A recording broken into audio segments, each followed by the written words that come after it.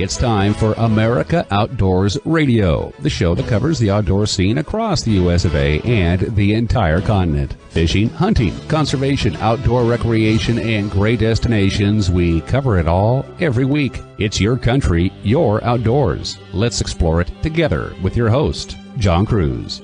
Have you been out hunting yet? I have. So far, I've been lucky enough to go out for dove, for grouse, for quail, and for ducks. Better still, I got to take my 14-year-old daughter out for her first licensed season and was thrilled to see her bag her first duck on her first shooting opportunity on opening day. These are the moments that truly make a father proud.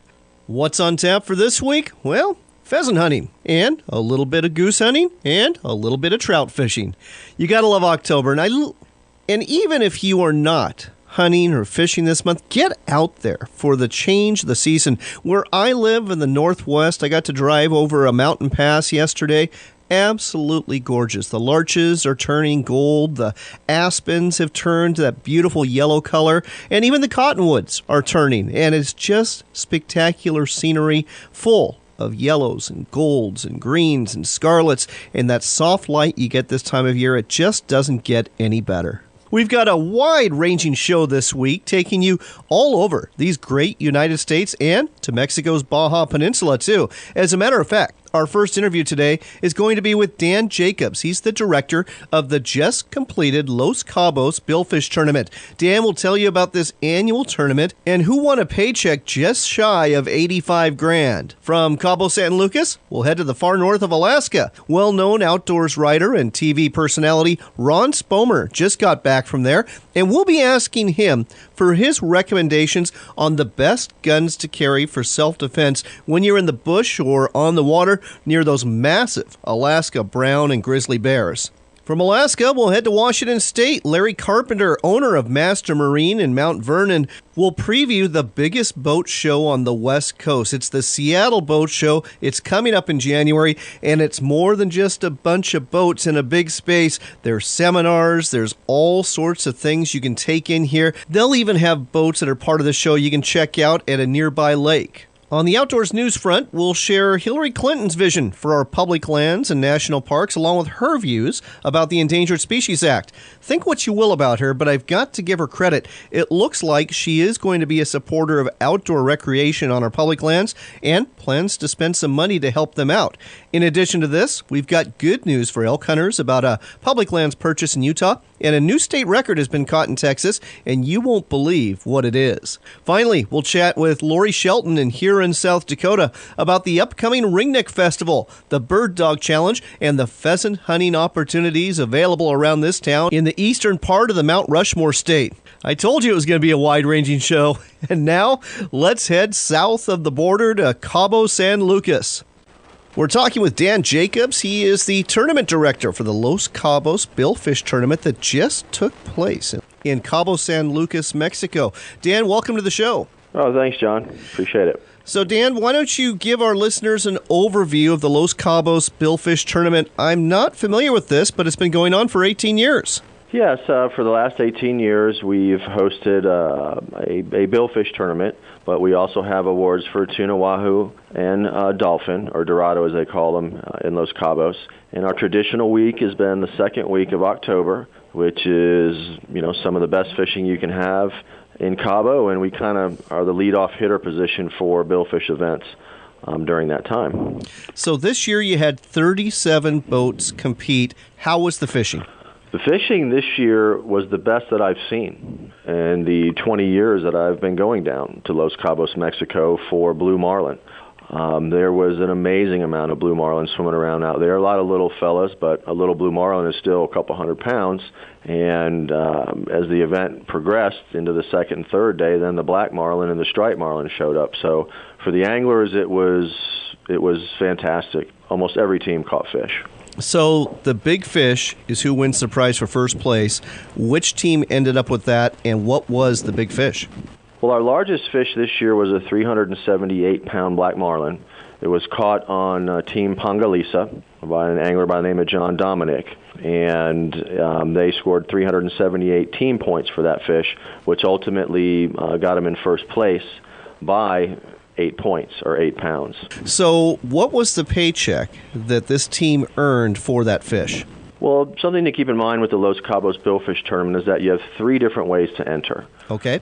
You can enter the $5,000 base entry, which that allows you to enter all of the optional billfish categories.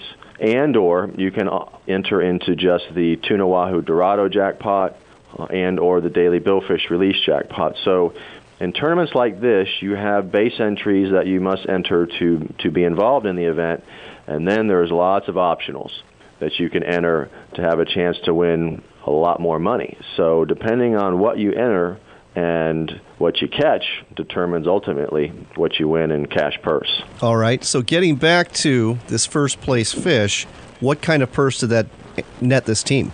Their first place fish earned them $52,500 in the base entry, the $5,000 base entry. They also entered level 1 and level 2 daily marlin jackpots, and those are for the largest fish caught each day. And that earned the team another $23,000+. And they also took the top captain award, which we have there as 5% of the base entry. So all in, they won $84,650. But they were not entered in levels 3 and 4 daily jackpots or the largest marlin jackpot. So there was a few categories they could have won if they were entered, but they entered in just level 1 and 2 dailies. And that takes me to my next question, or my next comment here. Team Chupacabra, they actually finished in 3rd place, but they took home one heck of a check, didn't they? They sure did. They had what we call an all-in entry. All-in entry to the Los Cabos Billfish Tournament is $18,000. And on the final day of fishing, in the last 2 hours, they boated a 321-pound blue marlin to get them 3rd place points. But because they were all in, they picked day 1 and 2, level 3 and 4 daily jackpots up because that money rolls forward into the next day's fishing, and then they were in the largest marlin jackpot and the only one to catch a fish in that jackpot. So Chupacabra's fish ended up winning $226,000. Wow, that is amazing. And that's 3rd place, so to speak. But you're right. I guess it's all in what you enter and how you go about participating in these tournaments. So here's the next question. How do you qualify to get in this? Can anybody enter this tournament for next year? It is an open tournament. Anybody can compete.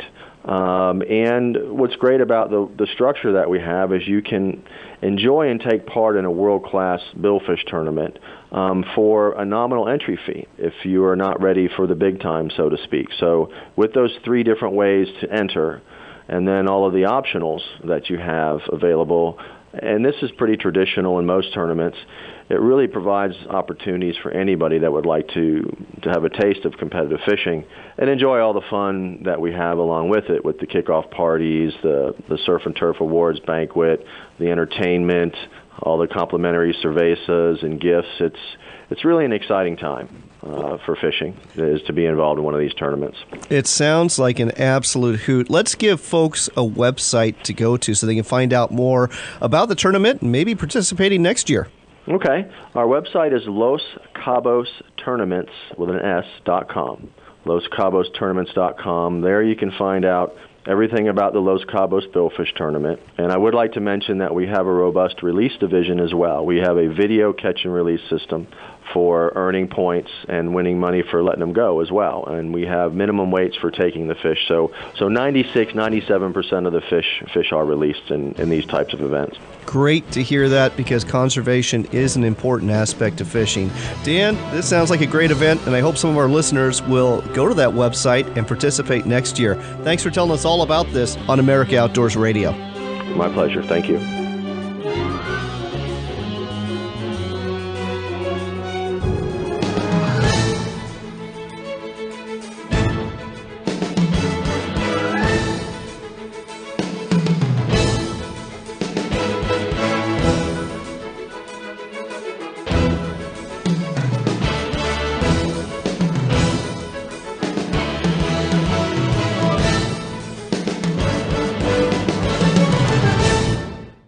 Come experience the salmon and halibut fishing vacation of a lifetime at Alaska Premier Charters and Wild Strawberry Lodge. Located in scenic Sitka, Alaska, Wild Strawberry Lodge offers true Alaskan hospitality coupled with world-class fishing and lodging. With experienced captains, top-quality gear and boats, and incredible sport fishing action, the multi-day inclusive vacations are perfect for novice and extreme anglers alike. This is the Alaska Fishing Lodge you've been searching for. So why wait? Book now at wildstrawberrylodge.com. That's wildstrawberrylodge.com.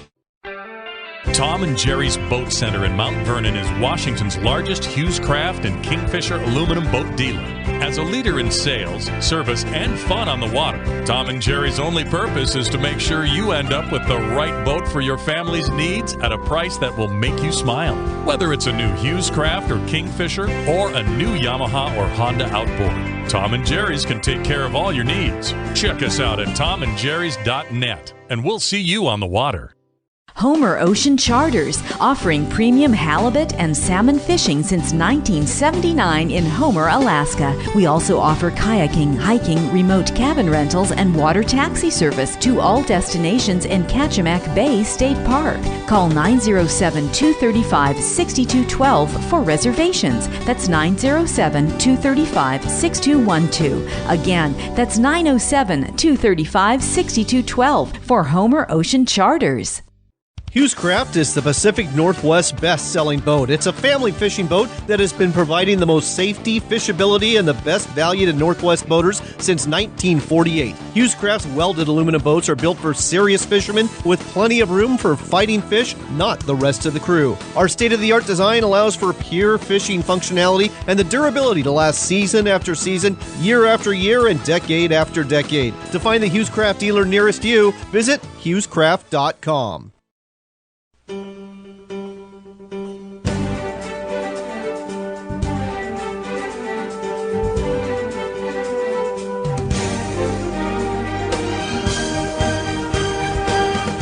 You're back with America Outdoors Radio. I'm John Cruz. This portion of the show is brought to you by the Alaska Sporting Journal. It is the monthly publication that covers the hunting and fishing scene throughout the great state of Alaska. Look for it at a newsstand near you. Speaking of Alaska, we've got a great guest for you here. His name, Ron Spomer, very well-known outdoors personality in terms of a writer, photographer. He's on TV as well. Coming at us from Boise today. Ron, welcome to the show.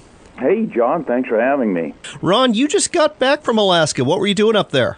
Oh, we were doing everything. You know, you can't beat Alaska for a little bit of everything outdoors fun. So we were silver salmon fishing, we were waterfowl hunting, we were brown bear hunting, and we were moose hunting.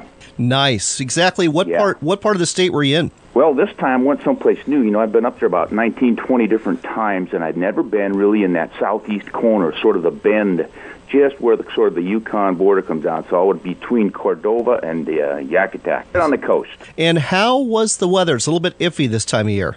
Yeah, right. We had 80-mile-an-hour winds one day, pouring rain. We got rained on about 7-8 days out of about 14 that we were up there. But we had a few nice days, too, so that's always a treat. So here's a question for you. When it comes to October, are the bears pretty much in hibernation, or are they still there? Oh, they're still there. All right. That's good to know. And that's a good thing, because I want to talk to you today, Ron, about what kind of firearms you should have with you, whether you're fishing or just hiking or wildlife viewing, to protect yourself from bears. Yeah. Oh, yeah. Good question. You know what? Everybody talks about whether they should have a 375 H&H Magnum or a 12-gauge slug gun, and I kind of take a universal approach to it. I'm thinking, what do I want to accomplish, and how can I do it? So, one thing I need to think about is convenience and speed. Are you going to carry this thing around with you? And if you do, how quickly can you get it off your shoulder or out of your holster and into action? Because sometimes this stuff can happen really quickly. Right. So consider convenience and speed. I guess we'll start off with pistols then, whether you're carrying it on your side or whether you're carrying it in a chest holster. When it comes to pistols, you know, what would you recommend? Well, you know, it's, again, first thing is convenience and speed, but then you also have to have reliability and power. And in handguns, the power thing becomes the issue. You've certainly got some convenience with them, and you probably have speed. And if you get a revolver, I think you've got your reliability. Then you have to talk about power. And I know guys who have killed bears, grizzly bears, and brown bears with 9mm Lugers. Are you kidding me? 57 Magnums. Wow. I don't think that's an ideal selection right there. No. No, not even close. So most guys are going to think, well, I need at least a 44 Rem mag, and that's not a bad starting point. And then from there, you just go on up. You want to get a 500, you're welcome to it. The Smith & Wesson 500 certainly throw big enough bullets to do the job. But as you go up from that 44 mag to the 454 to the 460s and all the rest of them, you've got to be, again, thinking about that weight and the convenience and the power and whether you can control it. I think that's a big issue. You know, some guys will take a big, heavy revolver up there, and they've shot it a few times at home. They don't really enjoy it, so they don't develop the necessary skills to control that thing. Right. One shot and the muzzle's way up in the air or something, so you really have to think that through. And I would rather have a 44 mag I can control than a 500 I can't. That is a great point. Let me ask you about a couple of popular personal defense weapons that may or may not be good for bear. And I'm thinking, the 1911, the Colt 1911, or, one of the variations in a 45 caliber or the 10 millimeter. Are those good or not so good? Not so good. No. Much as I love the 10 millimeter and I use it for hunting smaller game down here, hogs and stuff, it's essentially a 357 Magnum in performance. So there's kind of your answer right there. Fairly small caliber, fairly light. And the 45, most experienced shooters on the 1911 and a 45, while I love that flat, convenient format. Sure. You got two issues. One is the reliability, and you can have an awfully darn reliable 1911, but it is an autoloader. Right. And then you've got pretty puny cartridge, really. Interesting. It's considered a man stopper, right, in an autoloader, but a brown bear is a heck of a lot bigger than a man. All right, so let's transition to shotguns, and let's transition to slugs, because, there's a lot of guides up there that are carrying short-barrel shotguns up there with their clients. Pros and cons when it comes to that? Well, I think you're doing real well with that, especially in a pump. I wouldn't go with an autoloader for the same reasons on the complication part of it. For reliability, I'd go with a pump gun. You can get a lot of rounds in it, extended magazine, and, most pump shooters, if they're experienced, they can really pour through one of those. Then it just becomes a matter of selecting the right bullet. And, of course, the bullet's what does the work with all of these. But shotguns, they're quick to point. They're fairly easy to carry over your shoulder. A pump is rugged and reliable. I would get one in stainless synthetic or marine coat finish of some kind, so you don't have to worry so much about rust, because you're going to be dragging this thing all around while you fish. It's going to get wet. It might be in the bottom of the boat. But, man, you really can't beat that big, heavy 70 calibers, essentially what it is. A 12 gauge is a .729 nominal barrel. That's a big chunk of lead you're throwing out there. All right. One more thought here. Is it a good idea to carry bear spray in lieu of a firearm? Boy, the experts have done a lot of research on this, and they claim it is. Now, there was a recent incident in Montana where the fella had bear spray, and he supposedly blasted that bear right in the face as it ran to him. It went right through the mist and took him down anyway. My guess is that bear just happened to be exhaling when she went through that cloud, because they say once you hit them and they breathe that in, get it into their nose and eyes, it really effectively stops them. As a shooter and a hunter, I'm not so sure I'd want to trust my life to it. I've got one, and I've carried it a few times, but again, you need to practice getting that thing out of the holster and effectively using it and spraying it too. And then you've got the wind issue. If the wind is blowing from the bear to you, you're going to spray yourself instead of the bear. Excellent point. And, and maybe the best thing to do is to carry both. And that way, well, actually, maybe that's not the best thing to do, because now that I'm thinking about it, that might not be a smart thing. Yeah, because then you're fumbling around trying to decide which one to use. I would rather pick one or the other and dedicate myself to learning how to use that thing and use it quickly. And I think you hit on something really important here. Whether you're carrying bear spray or whether you're carrying a firearm, practice, because muscle memory is a huge issue when it comes to this. You're not going to have time to think about what you're doing. It's going to have to be reflex, isn't it? Yeah, absolutely. Now, I will take one exception with that. Often you do have a lot of time to think about it. If it's a surprise charge, you don't. But many times you're up there fishing or hunting and you see bears in the area. And I've had them practically crawl in the boat trying to get some fish we had in there without giving us any trouble other than that. Nonetheless, we knew they were there, and if we wanted to discourage those, we could have shot in the water in front of them. Plenty of time to do that. So it's not always a split-second decision you have to make. All right, it is time for us to go, but before we do, let's give folks a website so people can catch up with what you're doing, because you are a busy guy, always got something going on.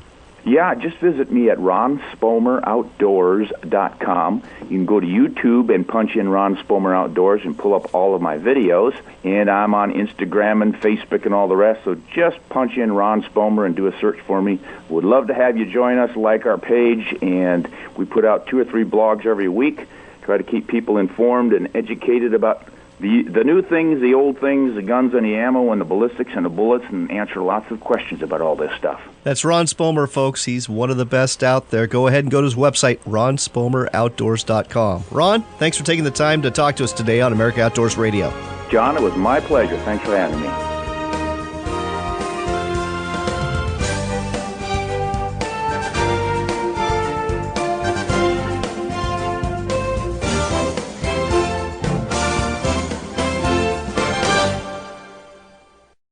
Come experience the salmon and halibut fishing vacation of a lifetime at Alaska Premier Charters and Wild Strawberry Lodge. Located in scenic Sitka, Alaska, Wild Strawberry Lodge offers true Alaskan hospitality coupled with world-class fishing and lodging. With experienced captains, top-quality gear and boats, and incredible sport fishing action, the multi-day inclusive vacations are perfect for novice and extreme anglers alike. This is the Alaska Fishing Lodge you've been searching for. So why wait? Book now at wildstrawberrylodge.com. That's wildstrawberrylodge.com. Sitka Point Lodge and Fishing Charters offers the premier fishing lodge experience. They offer all-inclusive fishing and lodging packages for king salmon, halibut, and rockfish. In addition to great fishing, you'll enjoy gourmet meals, first-class service, and understand why 80% of their clients are return customers that arrive as a guest and leave as a friend. Book your Alaska fishing trip now at Sitka Point Lodge by calling 888-747-7406 or go to sitkapointcharters.com.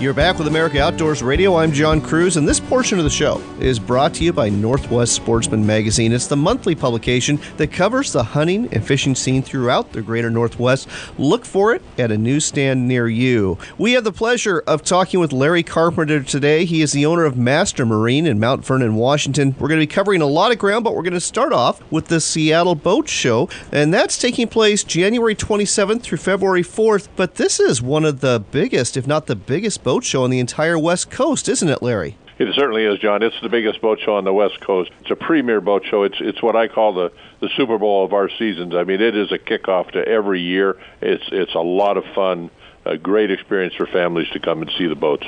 Now, speaking of the Super Bowl, this actually is taking place at CenturyLink Field where the Seahawks play, but there's also boats you can see on South Lake Union. Tell our listeners a little bit about what they're going to find at both locations. Most of the boats in South Lake Union are in the water, and they're some of the bigger yachts and pocket cruisers, that type of thing. And there's some bigger boats inside the exhibition center as well. The exhibition center is a great venue. It's well lighted. There's lots of places for people to sit down and have a sandwich or a cup of coffee. And a lot of fishing boats, a lot of sport boats. It's a great venue. There's so much to learn. There's a multitude of seminars that go on all day, every day.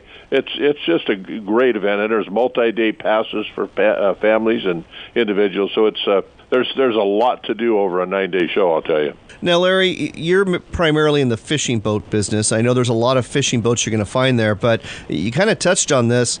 This isn't just for fishing boats. It kind of covers the whole gamut, doesn't it? Oh, it covers little sailboats and bow rider ski boats, and there will be some big yachts inside the building there as well. I don't know. There's 400 or 500 boats will be on display of a multitude of varieties, John. Wow, that sounds impressive. And the seminars, are we talking just boating seminars, or are there fishing seminars as well? Oh, no, there's a lot of fishing seminars, boating seminars, how to cruise, where to cruise, how to cook on your boat, how to maintain your boat, how to buy marine insurance. So many qualified people doing presentations up on the different stages. I think there's 4 different stages that they use. It's a great opportunity for people. I wish I had more time to walk around, but we're always talking to customers, past, present, and future, and it's not much time for us. But for a family, it's a real neat family event, I'll tell you, John. All right. Well, folks, you can find out more about the Seattle Boat Show, the biggest on the entire West Coast, by going to seattleboatshow.com. The dates again, January 27th through February 4th. Tickets go on sale December 1st, and they'll post the seminars in mid-November, so check that out as well. Let's turn our attention to something else. Let's talk about your dealership in Mount Vernon, Washington, and the boats you carry. You carry several lines, and one of them I'm not familiar with at all. Sea Sport Boats. Tell our listeners more about this line. Yeah, well, Sea Sport boats have been made up in Bellingham for 30-some years. The Wright family started them, Ron Wright and his brother. Ron is the proprietor still, and he builds 4 lines of boats. I think the oldest one that people know of is Sea Sport. They are a pilot house, enclosed cabin, all-weather, Northwest cruising/fishing boat. He also builds, and we sell these other brands I'll mention if I may, John. Sure. Osprey. We've sold Ospreys for 17, 18 years. Unbelievable offshore boat. They frankly compete with the Sea Sport, but we're happy to sell both of them. And we sell also the Sea Dory boats, which have been around for a long, long time. Sure. And the Tomcat, the 25-foot catamaran boat. All of those made by Ron Wright up in Bellingham. And I can tell you, is, in my view, the best boat builder that I've worked with in my career. So it sounds like you specialize in ocean-going boats, specifically for Puget Sound, for the San Juans, and for the Inside Passage, and they would probably work for up in Alaska waters too.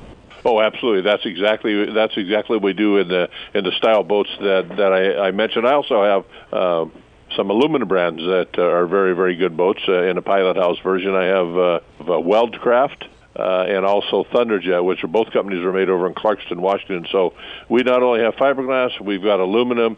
And if you're looking for a pilot house fishing boat to go to BC, to go to Alaska, we've got them all. Let's talk about something else here. We were mentioning the Seattle Boat Show, and folks, these boat shows, you're going to get incredible deals. All the dealers have great deals for the boat show, but this is fall clearance time. You've got some pretty good specials going on right now, don't you, Larry?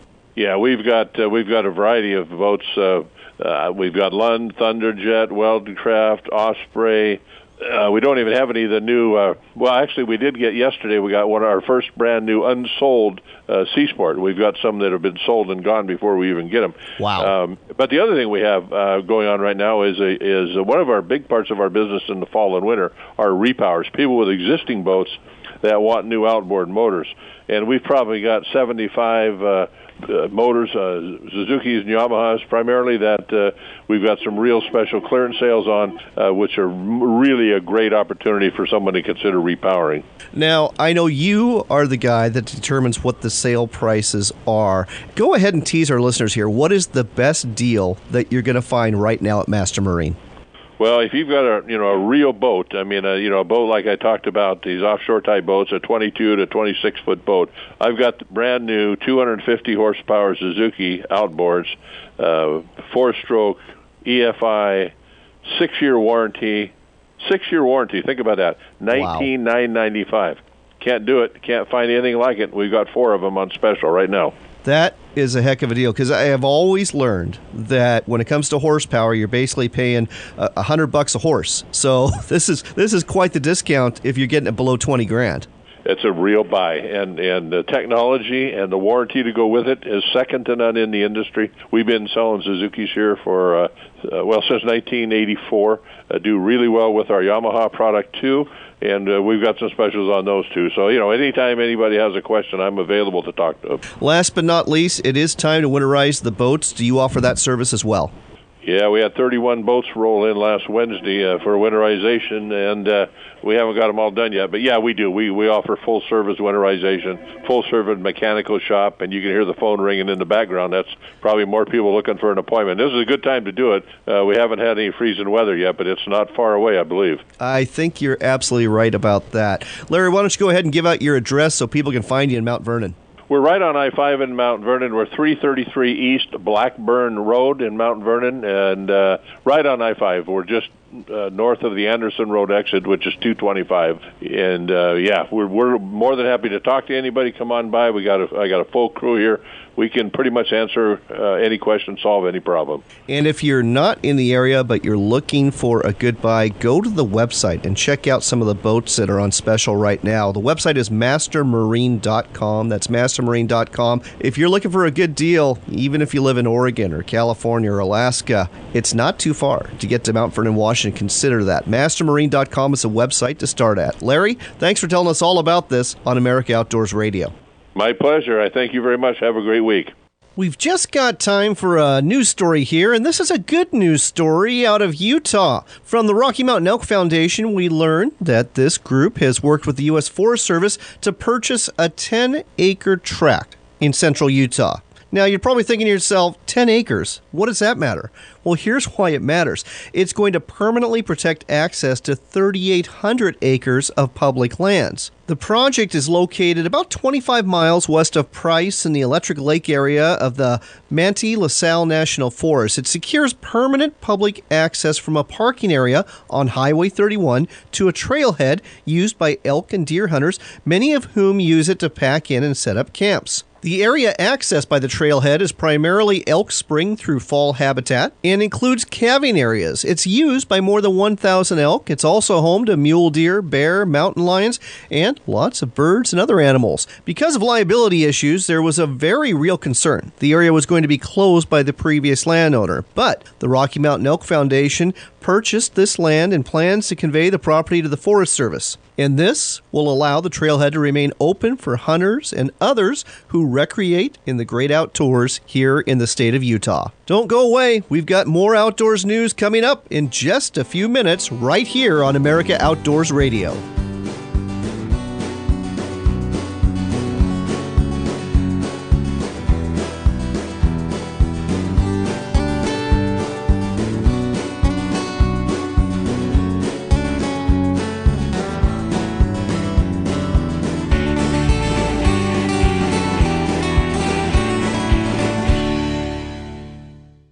Master Marine in Mount Vernon, Washington specializes in fishing and fun. We offer 7 brands of boats, including Osprey, Sea Sport, Sea Dory, Tomcat, Lunt, Weldcraft, and Thunderjet. We also offer Suzuki, Yamaha, and Mercury motors. In other words, no matter what you're fishing for, we've got the boat for you. Drop by Master Marine at 330 East Blackburn Road in Mount Vernon to see what's on the lot, or go online to mastermarine.com. That's mastermarine.com. Waterfowl season is quickly approaching, and the Sauvie Island Duck Club is the place to be. Just 10 miles northwest of Portland, Sauvie Island is a hub for wintering populations of ducks and geese, making it an ideal location for hunters. Sauvie Island Duck Club offers day, month, and year-long memberships, and they are open 7 days a week for all of your waterfowling needs. Spots are still open for fall, so contact them now for prices and reservations. Find out more at siduckclub.com. That's siduckclub.com. Kickies is a family and veteran-owned company that has been producing the best shotgun and rifle recoil pads for over 30 years. All of our Kickies products are made in the USA, and ours are the only recoil pads made exclusively of sorbothane, the finest cushioning material available. Our recoil pads deflect energy in all directions, greatly taming even the hardest kicking guns so you can shoot without bruising or pain. With hunting season around the corner, isn't it time for you to find out how to stop the kick? Find out more at kickiesproducts.com. Salmon Catcher Lodge in Kenai, Alaska is offering an early Christmas present. Contact 907-335-2001 for details. Salmon Catcher Lodge has been featured on Larry Zonka's Napa's North to Alaska series several times and is the proud recipient of the Sportsman's News Platinum Trophy Lodge Award. Fish all that Alaska has to offer and return each night to a truly 5-star lodge. Large groups welcome. For details, go to salmoncatcherlodge.com or call 907-335-2001. Got a box full of inside the waistband holsters you bought but hate to use? Well, so did we. That's why two Nates created Nate Squared Tactical. We manufacture the most comfortable IWB holsters on the market. Just ask our customers. They love our patented design that completely isolates you from your handgun. And our holsters are handcrafted in Lexington, North Carolina, with the highest quality materials. It's time to throw that box out and replace it with your very own Nate Squared holster. Find out more at N82tactical.com. G-Tool specializes in products to clean and maintain high-capacity pistol and rifle magazines. They offer the finest brushes in the marketplace with a metal punch to ease the takedown of your magazines. A patented device to disassemble Glock magazines with both standard and extended floor plates is the only one on the market able to do so, making cleaning fast and easy. Find these and other fine American products at mygtul.com. That's gtool.com.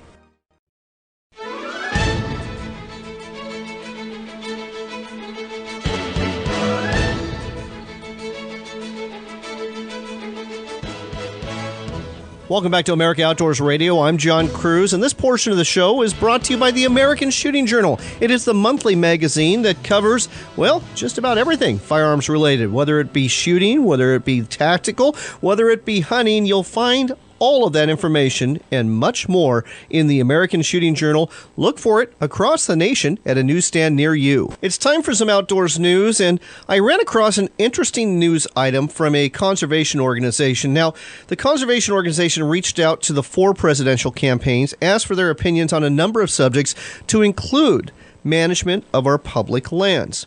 Donald Trump and Gary Johnson's campaign did not respond, but Jill Stein and Hillary Clinton's campaign did respond, and their take about public land use is very interesting. As you may be aware, our public lands, in terms of our national parks, national forests, wilderness areas, etc., see over 407 million visits each year. However, our public lands have real problems maintaining the land they're tasked to take care of. Our national parks alone have an $11.5 billion maintenance backlog. Hillary Clinton's idea to address this is to start a new American Parks Trust Fund and to extend public access to public lands. The trust fund is meant to replace and roughly double the authorized level of the Land and Water Conservation Fund to make sure that our parks and public lands are maintained.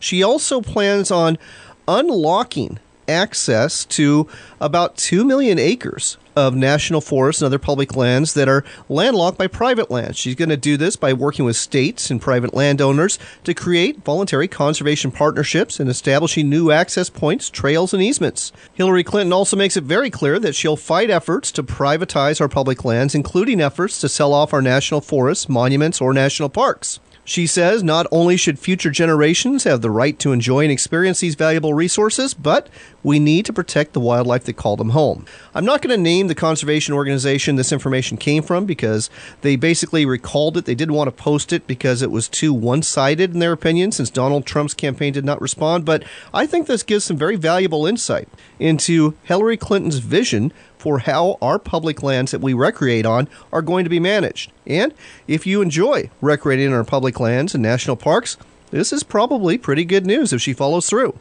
We've got one other piece of news, and this is kind of a fun one. A record-breaking alligator has been caught in Texas. From the Outdoor Hub, we learned Texas Parks and Wildlife has confirmed a record alligator was caught near Dayton, Texas this month. The massive reptile was measured at 13 feet, 8 inches long, weighed well over 900 pounds. Surprisingly enough, it wasn't killed. Nope. It was actually transported to a facility called Gator Country. It's an alligator rescue educational facility in Beaumont, Texas. Gary Siraj from Gator Country said the gator will be named Big Tex, which is very fitting. So, the next time you find yourself near Beaumont, visit Big Tex, who just goes to prove that everything is bigger in Texas. Welcome back to America Outdoors Radio. I'm John Cruz. This portion of the show is brought to you by Northwest Sportsman Magazine. It's the monthly publication covering hunting, fishing, and more throughout the greater Northwest and these United States. Speaking of these United States, we are going to take you to South Dakota, specifically here in South Dakota, because the Ringneck Festival is taking place there pretty quick. With us here to tell us more is Lori Shelton with the Huron, South Dakota Chamber of Commerce. Lori, welcome to the show. Thanks, John. I appreciate you calling and letting me talk about our Ringneck Festival in Huron. Well, why don't you go ahead and tell our listeners more about it? When's it taking place and what's it all about? Well, our Ringneck Festival this year is going to be November 3rd through 5th of 2016. And what the Ringneck Festival is a 6-man competitive hunt from teams coming across all over 20 different states we've had who compete in the hunt. How it works is you have 6 men in the field, 2 2 dogs. You each get 4 shells.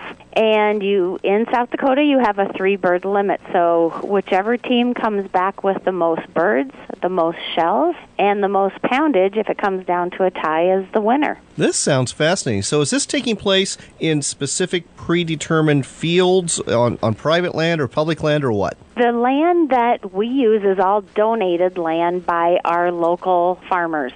So it's not preserves or lodges that put up their land. It's our local landowners around Huron and within 50 miles of Huron that donate their land for us to use as a fundraiser for our Chamber and Visitors Bureau so that we can continue to bring hunters into our area. Oh, this sounds fantastic. Now, I understand in addition to the Ringneck Festival, or part of it, is the Bird Dog Challenge. What's this all about? Well, the first 2 days, actually, the 3rd and 4th this year, is what we call the Bird Dog Challenge. And what happens there is you get to have a dog in the field and 2 hunters.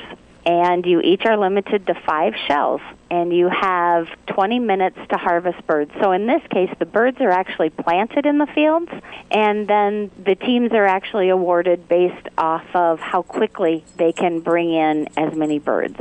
You know, I've heard of speed dating before, but I've never heard of speed hunting. This is a very novel concept. Well, if you watch this, these hunters go racing through the fields, but you can't go too fast because you don't want to miss the birds.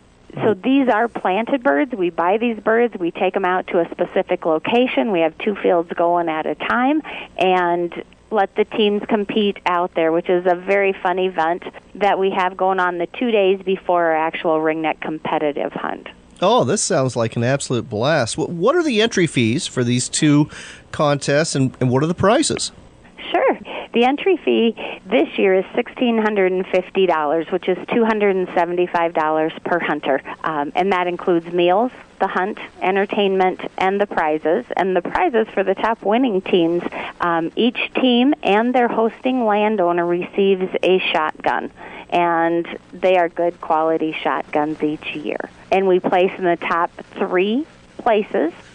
So top 3 teams win. We also have what we call as a Calcutta, where you can bid on your team or somebody else's team, and those prizes typically are up to $35,000 in prizes that we award out for the Calcutta part of that hunt.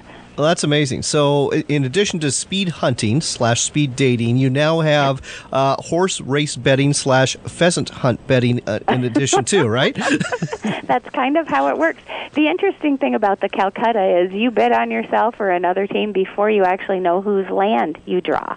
The landowners get drawn at the very end of the night on Friday night as part of our banquet, the opening night banquet. So the teams don't actually know whose land they get to hunt on until the end of the night. So it is truly luck of the draw.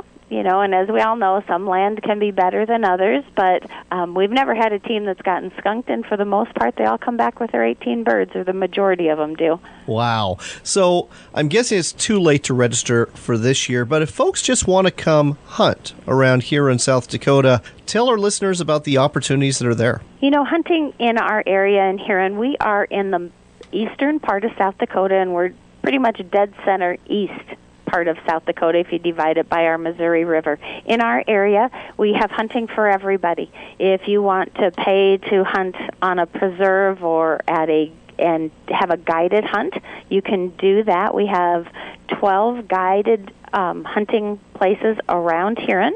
We also have, for those who don't want to pay to hunt, we have over 124,000 acres of public access land within 60 miles of Huron. And needless to say, you've got plenty of lodging and meals or restaurants and everything else a person needs to have a vacation there. That's exactly right. Our hotels are we do always say that they're pretty well full, but we try and encourage hunters. You know, this past weekend was our opening of pheasant hunting. But we encourage our pheasant hunters to come a little bit later in the season. We have so many farmers who don't have their crops out of their field yet, which gives these birds more cover and makes it a little bit more difficult of a hunt. Not that we're saying it's easy to hunt all the time, but it does make it more difficult if the corn and the beans are still in. So we do encourage later season hunting, and actually, for those who are a little bit hardier, if you get out there when we've got a little bit of snow on the ground, sometimes that's even the best hunting. But sometimes people from warmer climates don't always like to come in December to hunt.